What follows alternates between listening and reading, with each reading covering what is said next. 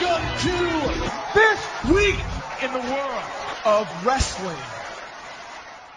Welcome to TWitWoW, the best wrestling podcast made for wrestling fans, by wrestling fans, on the web today.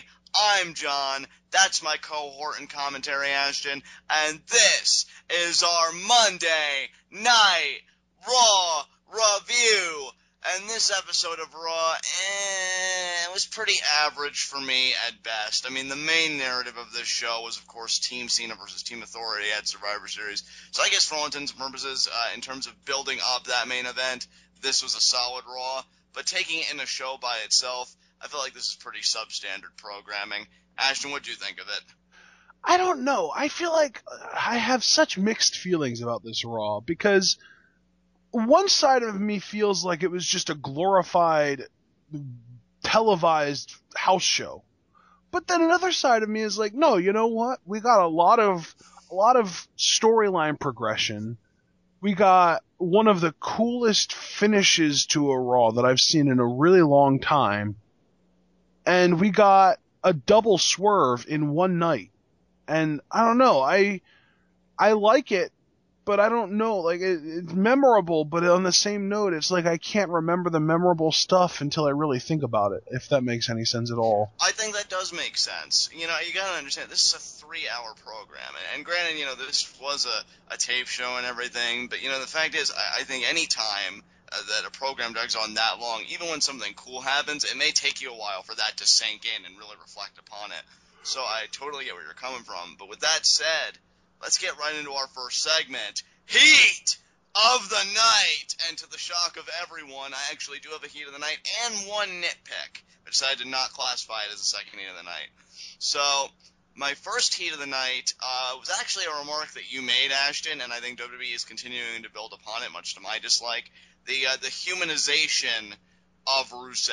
I was not a fan of how his United States Championship rematch with Sheamus finished.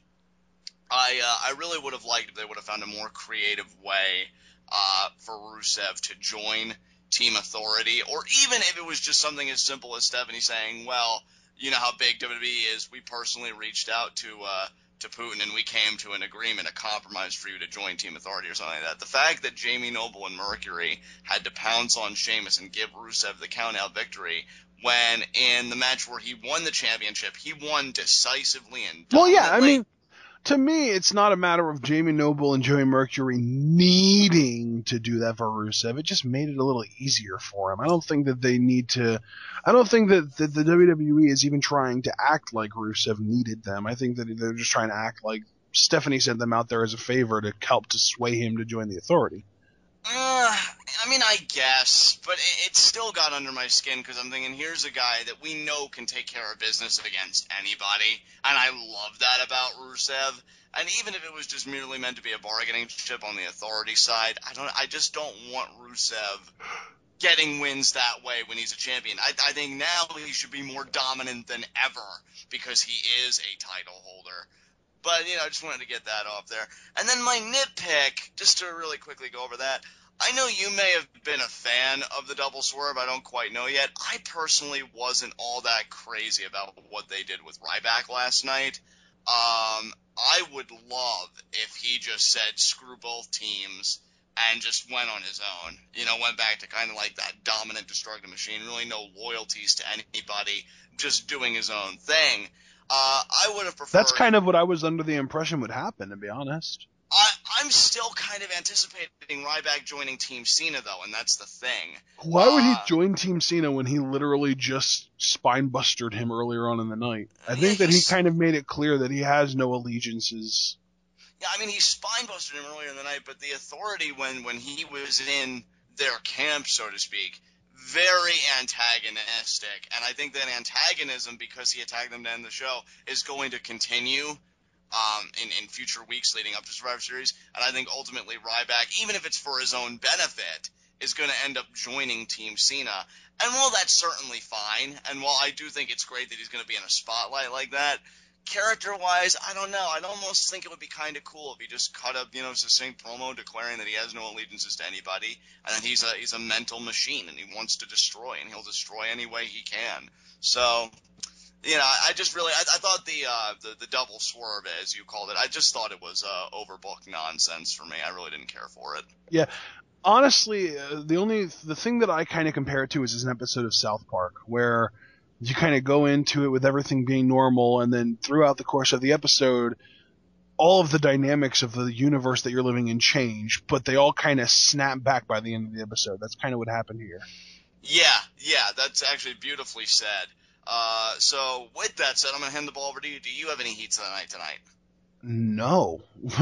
I mean, honestly, if I'm being completely blatant and blunt and honest and just brutally honest here, I despise our current commentary team. So if it was up to me, they would be a heat of the night every night.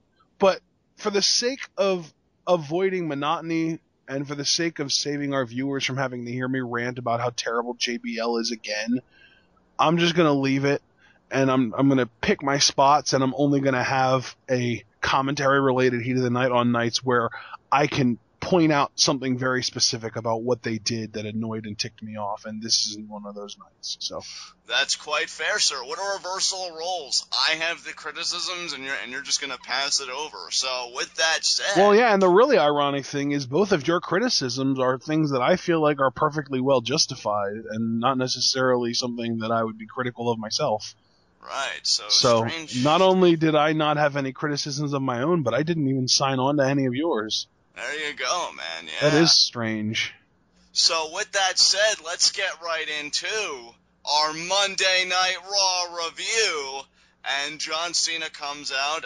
This crowd is a raucous crowd here in Liverpool, England, booing Cena out of the building. He talks about, Team Authority versus Team Cena in Survivor Series. Cena points out the fact that Team Authority doesn't want him to have a team. All Zack Ryder did was send out a tweet, my broski, hug me up, and then they sicked Rusev on him, And now they're talking about how Rusev was the one that caused Zack Ryder's injury that he's going to have to be out for 6 months for, which is brilliant, because if you actually follow Ryder on Twitter, you know that the 6-month injury might be true, but the fact that they're using it as kayfabe kind of fodder to advance the Authority hates John Cena storyline is brilliant.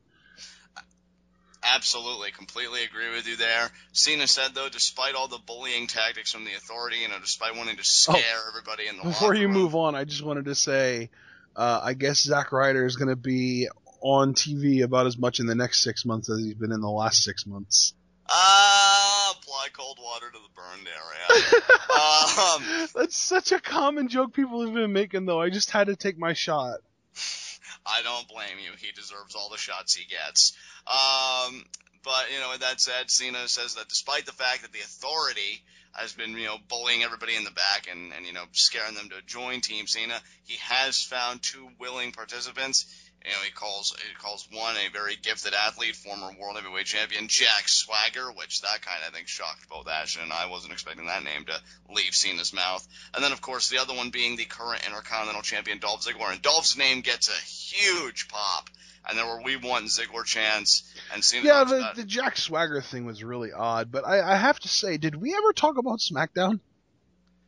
Oh, no, we didn't. No, oh my, I'm really annoyed right now. All right. Smackdown recap that I don't even really care about. What did we see? Oh yeah, Ryback beat Cesaro in a pretty good match. Kane was watching at ringside, so this kind of led in, I guess, to tonight because the Authorities had their eye on Ryback.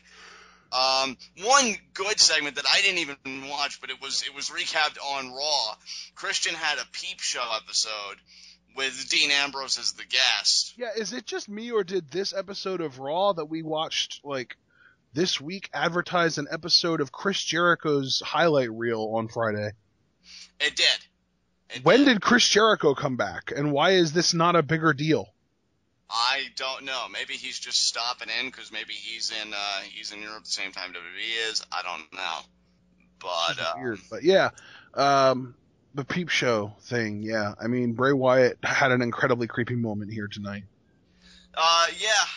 He comes, I think it was like on the stage, he was talking, and, you know, he said, you know, you're just like me, Dean, you've got your demons just like me, and, you know, just ask your father, you know, because he's in prison, and bringing up very personal aspects of Dean's life. Dean charges at Bray, but then the lights go out, you know, he does his little cutaway thing, and then you can hear his voice saying there's a special place in hell for people like us, Dean, and then, you know, lights come back on, and he's shown behind Dean Ambrose, and he screams in his ear, run! And, you know, that was that. So Bray really playing the mind games. You know, I've heard a lot of people say that Bray Wyatt has pretty much taken the mantle from The Undertaker as, like, the mind game sort of guy, and, yeah, this segment really had that vibe of something The Undertaker would do to get inside the head of his opponent, so I really like this. Absolutely. I completely agree with that. Other than that, though, Gold Star retained the titles over the Usos in a steel cage match in what was reportedly a really lame match due to the fact that they actually had to tag in and out despite the fact that it was a steel cage match. Like you said, Ryback over Cesaro. R-Truth beat Adam Rose because of the bunny distracting Adam Rose, even though it was trying to distract R-Truth, I guess, and that was kind of the first seed in Adam Rose's heel turn. He attacked the bunny, and when I say attacked, I literally just mean like he punched him one time and then turned around and started partying again. Summer Rae beat Natalya with a roll up, and Tyson Kidd was on commentary. Go ahead, John. I actually went back and I watched a clip of this because I'm all things Tyson lately, and yeah, his commentary was great. It was a pretty harmless distraction, so it's not like, you know, these guys imploded, so it'll be interesting to see where this goes from here. Right. And then our main event action saw another cage match because they had the cage, so they figured, why the hell not? Let's use it. Yeah. And Ziggler beat Kane. Yeah. Yep. Okay. And Ziggler won via escape, too. Yeah. So. Which I think is perfect for him because, you know, he's that scrappy fighter and all that stuff, so it works. So now, back to Raw. Back to the real show. Back to Raw. Back to the real show. Jesus, SmackDown. All right.